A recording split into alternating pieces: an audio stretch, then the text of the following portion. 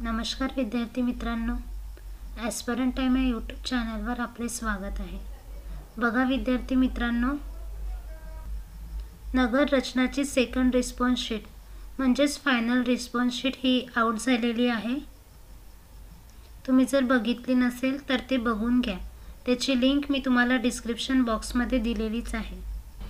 बघा, तुमचा user ID आणि पासवर्ड टाकून लॉग इन करून घ्या आणि तुमची रिस्पॉन्स शीट डाउनलोड करा।